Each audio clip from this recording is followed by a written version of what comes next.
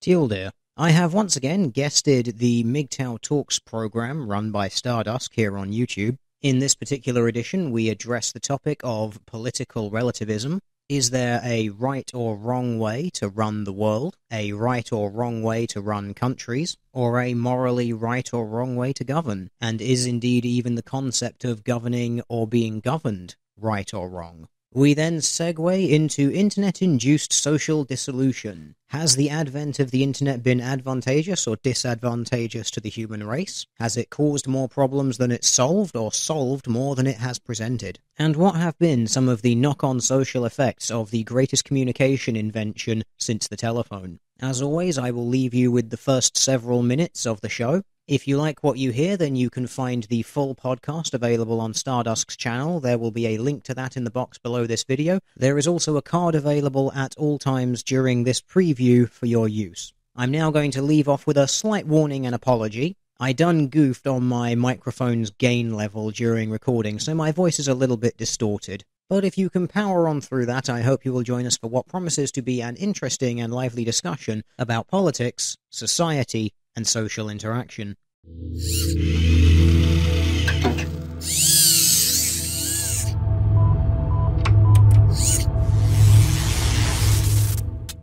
Greetings and welcome back to yet another iteration of MGTOW Talks, and I'm here again with the rather famous Teal Deer, and we're going to be talking about something different this time. So I'll allow Teal Deer to explain the topic because it was his suggestion to begin with, please. Okay, so my plan for today is a discussion on autonomy versus autocracy. Basically, is there an objective best way to run a society, or what are the different ways, and do any of them actually have an objective merit over any of the others? Yeah. More or less that simple. Yeah. Well, the question itself sounds simple, and of course it's an immensely complex topic, in particular because so many people have so many different views on this, and most people you encounter tend to side with one political faction or as opposed to another. Now, I have actually correctly been labeled and called a political relativist, even though people are constantly assigning me every label you can imagine, from communist to socialist to libertarian, anarcho, whatever, I kind of supposedly everything. Just because the short and simple answer is no, I don't think you can, but we need to discuss, I think, the reasons why it's probably impossible to create a perfect system. Yeah, I do think that it is one worth going into, especially since these days, especially on YouTube, there does seem to be quite a cultural clash between two very distinct camps. I'm never really sure what to call them, but we all know that we have the social justice feminist side over there somewhere, and there's a kind of nebulous blob on the other side, the more libertarian-leaning so-called manosphere of things. And every single time that we see this clash of ideologies between these two people, it does seem to boil down to two or multiple subjective ideas of how the world should work, and that these both different sides seem to state that, well, our way of running it is the objective best way, and here is why. So I think it's just worth having a little poke around all of those ideas and seeing if there is any actual merit to the claim that, well, my way is the best way. Well, traditionally, if you just go by it along strictly political lines, all the SJW stuff would be called, that's the left, and everything else is on the right. However, if you take a guy like Sargon of Akkad, I'd made the mistake in the past of labeling or calling someone on the right. Apparently, he's essentially left in his politics, but in the same camp, strangely enough, opposed to the SJW tactics. So I think this whole conflict has created a muddying of the waters of what was traditionally, you had this left versus right, and it's gotten a lot more complicated and a lot murkier. Yeah. Certainly. I mean, we seem to have hit a point, and the way I've been envisioning it is as a pair of horseshoes. I mean, we're all familiar with the horseshoe theory of left and right.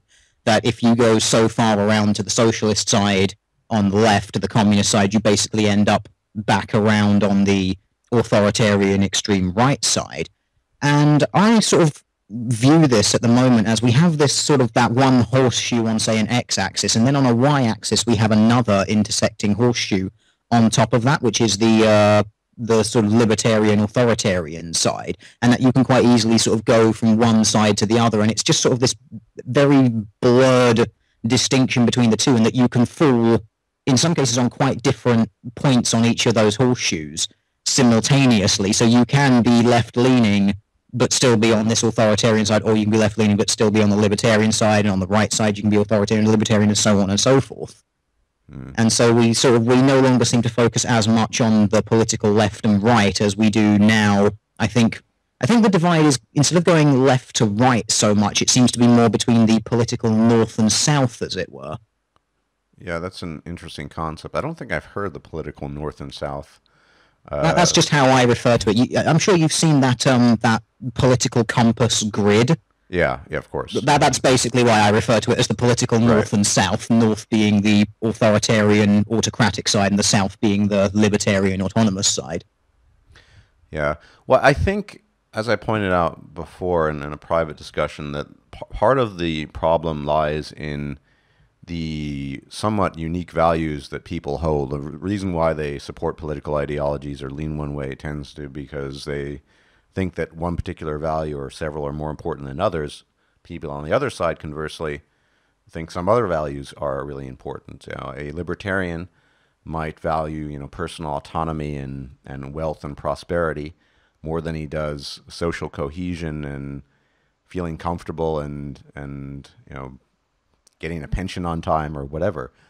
And this just seems to me to create an almost inevitable conflict of interest, if you will, because people do want different things. I don't see the evidence, at least as yet, for some sort of universal plan. Though my impression is that the golden mean seems to be what we end up with inevitably. And we were just talking about, say, on continental Europe, most of the countries are mixed economies, relatively heavily taxed depending on where, some very heavily taxed depending on where, but they're still essentially quote-unquote capitalist frameworks. No one, as I pointed out, no one is getting every bit of his income taken away, and the government isn't doing everything. And this seems to be, at least in continental Europe, the way people want it. Most people, there are exceptions, there are libertarians in Europe, most people don't have a fundamental problem with the way that works. On the other hand, I'm sure you've heard of Singapore, and, well, he's the now late Lee Kuan Yew, who basically founded the place.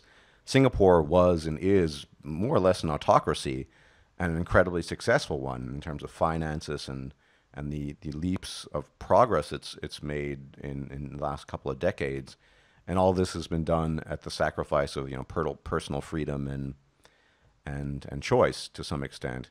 And then it comes down to the question, what's more important? Well, it depends on who you are and what you want, right?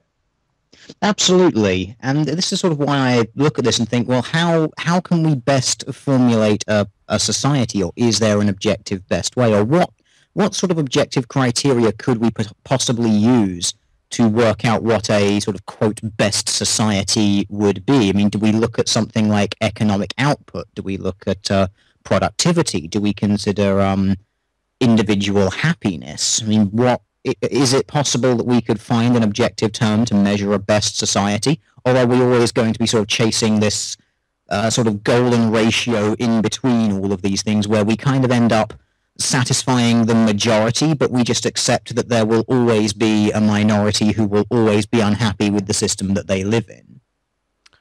Probably the latter, but then someone who's a dyed-in-the-wool libertarian would argue that that economic prosperity and wealth creation creates all the circumstances for all of these other things that people on the left and people in between actually want. So that is objectively the best system. Never mind the possibility that in the process of creating that wealth, the amount of hours worked and all of that, a person could be very unhappy. He might end up very wealthy, But if you're working a 70-hour week, I mean, there was a point in time in my life many years ago when I worked in Asia, in South Korea, and I was, for my standards, making quite a bit of money. I wasn't happy. I was actually a miserable fuck, and I was working 60 to 70 hours a week, often 7 days a week. I had, if that's the standard, it wasn't a standard for me. I don't want to just make money for the sake of making money. And I think this is the problem. People are individually different. I mean, we all have different genomes, and then we have our genomes interacting with the environment. And I think it's very, very difficult. And what we were talking about before is the problems that arise when you get a kind of a clash. It's all well and good to say, in Saudi Arabia, that's the way they do it. Let them. Women, for example, like being chauffeured about by their brothers and fathers and husbands. But it's different when you try to transport those cultural goods to a different culture, and like in the UK, in your country, where there's actually a fair bit of conflict now.